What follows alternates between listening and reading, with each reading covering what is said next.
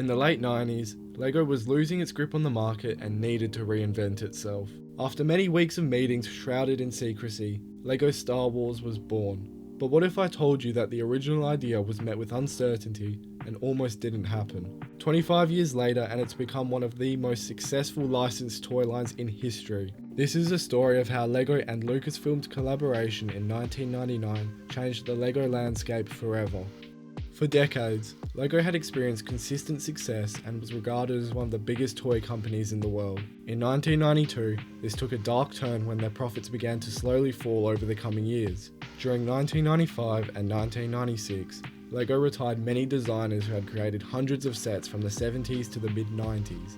They replaced them with design college graduates, people who had no idea on how to design a toy or even a LEGO set. Their inexperience was evident, as sets would take over a year to progress from the design stage to store shelves. And in 1997, despite a mixed reception from LEGO fans, they decided to overhaul the direction of design for their sets and replace key details with more playability features and less pieces, decreasing the required build time. The changes in their design process only sped up their decline, and eventually in 1998, LEGO recorded its first ever loss of £23 million.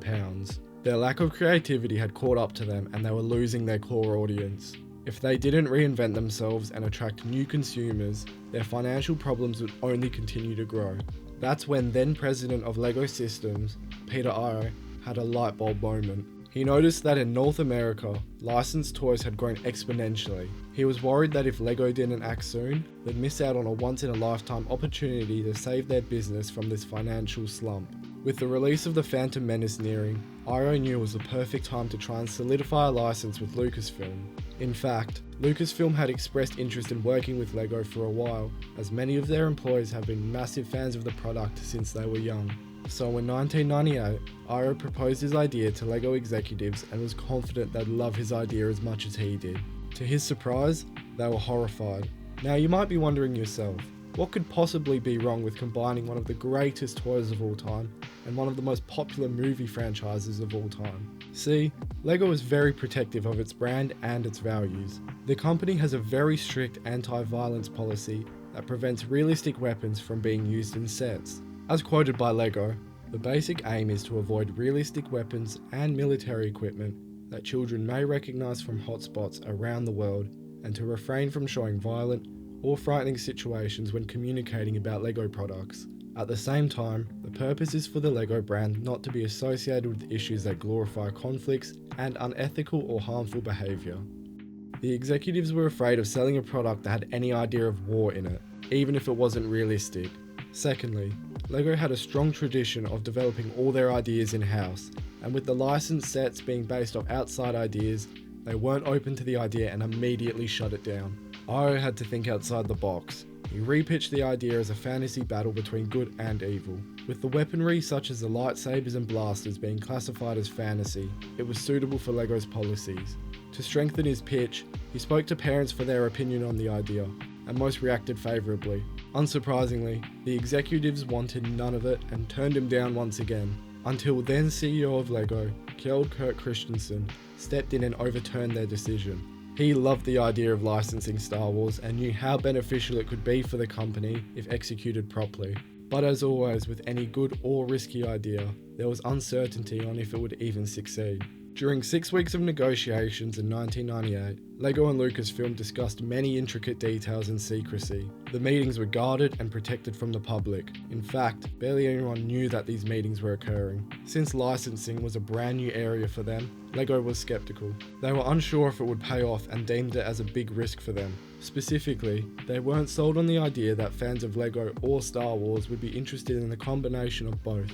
Furthermore, both sides had limitations on what could be released. LEGO wanted to ensure that the integrity of both the LEGO and Star Wars brands would remain intact. They needed to create sets that were recognisable to Star Wars fans, while still adhering to LEGO's core principles of imagination and creativity. On the other hand, Lucasfilm had strict oversight and approval processes for everything that was created under the Star Wars brand. LEGO had to carefully navigate these guidelines while creating sets that would appeal to both Star Wars fans and LEGO collectors. On the 30th of April 1998, Lucasfilm announced their partnership. Then managing director, Gordon Radley, stated that, "We are very proud that the new Star Wars construction toy line will be developed and marketed by a company which is praised everywhere for its quality, creativity, and imagination. We are also honoured that the LEGO Group has chosen us as its first business partner in the film industry." The designing process began immediately, and in February of 1999, LEGO Star Wars was announced at the New York International Toy Fair. To promote this huge moment, the first product was distributed at the event. It was a small box that contained the final battle between Luke and Darth Vader, alongside a short message that outlined where to find their largest product launch in history. Nowadays, not many people are aware of this product, and they've become extremely rare and collectible. Shortly after, the first LEGO Star Wars set was released, Set 7140, the X-Wing Starfighter. The creation of this set was filled with challenges, as designers had to strike a delicate balance between capturing the intricate details of the X-Wing that Star Wars fans would love, while also staying true to LEGO's playful and modular design. While the sign had to be an actual representation of the X-Wing, it had to be fun and easy to build.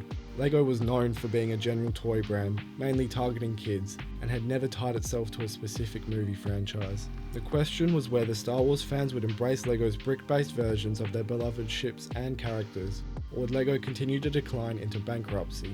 In many ways, the X-Wing set had to be perfect, as it would either pay off big or fall flat on its face. Fortunately, it paid off.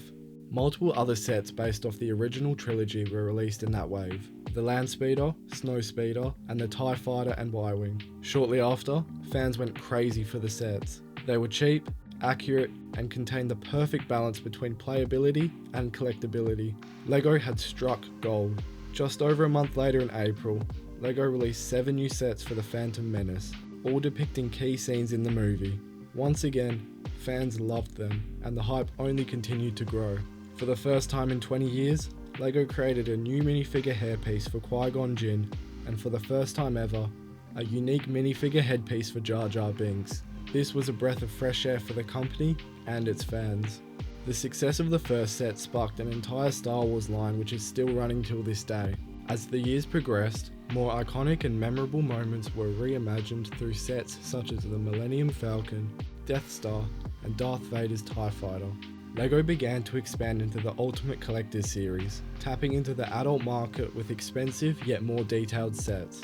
The first 2 UCS sets, the TIE Interceptor and the X-Wing Starfighter, were well received and helped LEGO broaden their audience. As the prequels came out in the early 2000s, LEGO Star Wars continued to thrive with fresh and relevant ideas that the fans loved.